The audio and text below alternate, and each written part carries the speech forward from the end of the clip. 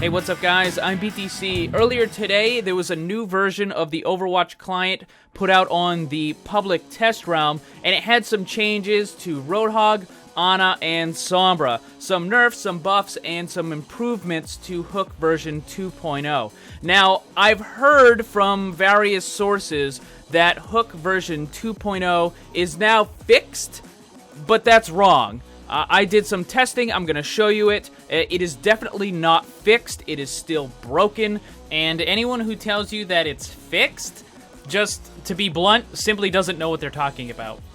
So, over on the official Blizzard forums, Jeff Goodman, who's the principal designer for Overwatch, made a post that detailed all of the changes they made to the PTR. So we're going to go through that list right now.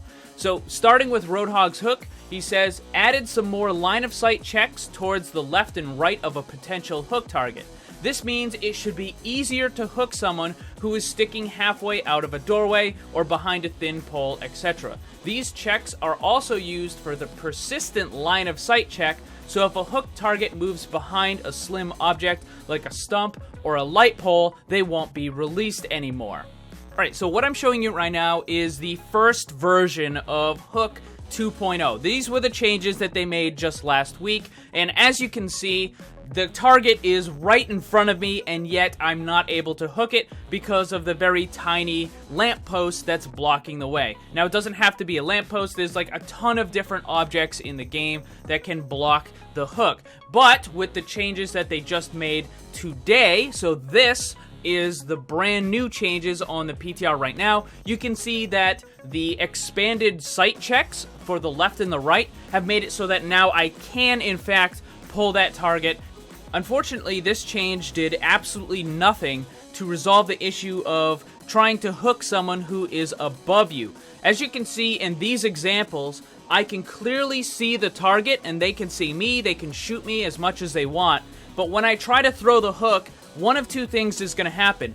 Either the hook is going to land but not reel them in, or the hook won't land at all and it will simply pass right through them. So, this is still very much broken, and anyone who is on slightly higher ground can completely avoid getting hooked quite easily. Alright, so moving on to the next change, he says, hooked targets are now slowed heavily while they're stunned, even if they're in the air. This means if someone is strafe jumping away from you and you land a hook, they are a lot less likely to slide out of line of sight, breaking the hook.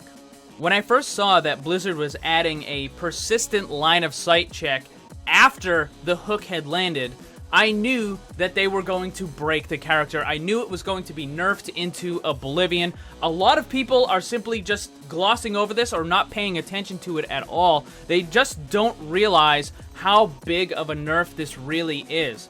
So it makes total sense that you need to have line of sight in order to land your hook. But after the hook is landed, that target should be reeled in. Unfortunately, with the line of sight persistent checks, it means that someone can just hide around a corner and they will constantly break the hook. One of the best strategies in any first-person shooter, including Overwatch, is that you should hug the corners. Stay near cover, pop out, do a little bit of damage, and then hide again so you don't get killed.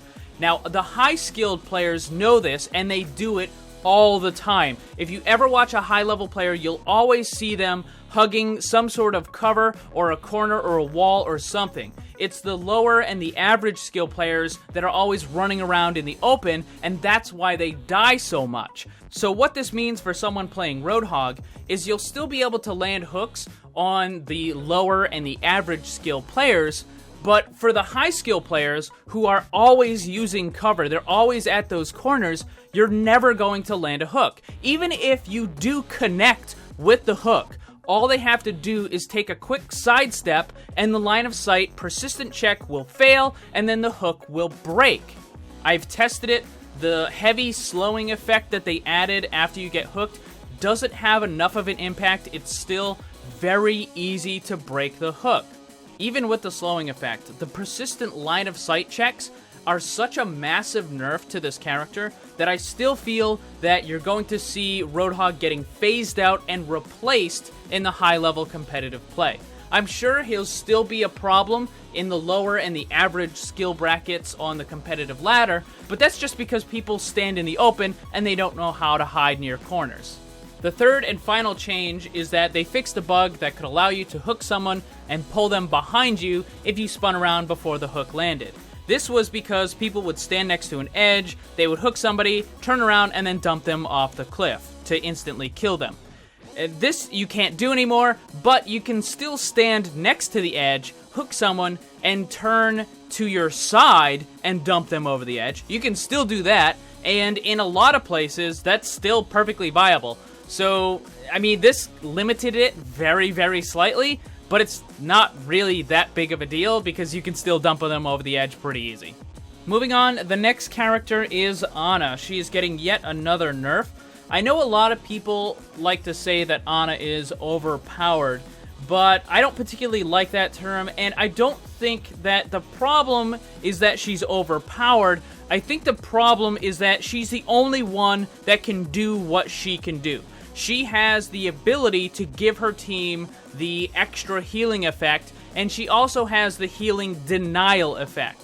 She's the only character that can do that, similar to how Lucio is the only character that can speed boost his team. It makes both of those characters unique, and because they're the only ones that can do their respective things, it makes them extremely powerful and difficult for the other supports to actually compete. Now, regardless of what you think, I got some bad news. The change that they made is not going to have any impact on anything. Biotic grenade duration reduced from 5 seconds to 4 seconds. This doesn't matter because if you use it on an enemy, they're still going to be dead in 4 seconds. And if you use it on a teammate, they're still going to be full health in 4 seconds. So this doesn't really do anything. If they really want to make Ana less of a dominating presence in the game, then I think they're going to have to do something a lot more drastic than simply reducing the duration of the grenade. And the last character is Sombra. This character was really hyped. The announcement, the teasing of the character was really dragged out over a period of months and months. And when we finally got the character, it was pretty underwhelming. The character just doesn't perform really good enough, and a lot of people have wanted to see Sombra get some buffs. Well, this change is that her hack cooldown was reduced from 12 seconds to 8 seconds, and earlier on the PTR, they made it so that her time to actually hack something was reduced from 1 second to 0.8 seconds. So now she can hack things a little more often, and it takes her slightly less time to do so. But these changes aren't really going to do anything to improve her performance in game. She'll be able to control the health packs even better now, but versus other characters, this really isn't gonna do too much. Sombra is an offensive character that doesn't have any damaging abilities. So those abilities need to do something a little bit more. Simply reducing the cooldowns on what she already has isn't really gonna do anything. So there have been tons of suggestions, like maybe she gets bonus damage to a target after it's been hacked. Or, I kinda like this one, it might be a little too powerful, but maybe if she hacks a target, she can actually drain some ultimate charge out of that target. So it wouldn't be a lot, it would probably be like, somewhere between 5 and 10%. Maybe that is too strong.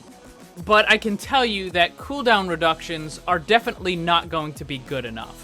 But anyways, those are all the changes that they made to the PTR. If you want to try it out, all you have to do is launch your Battle.net client and then change your region from Americas or Europe or whatever. Change it to PTR. You can download the Public Test Realm client, and then you can try out all of this stuff on your own.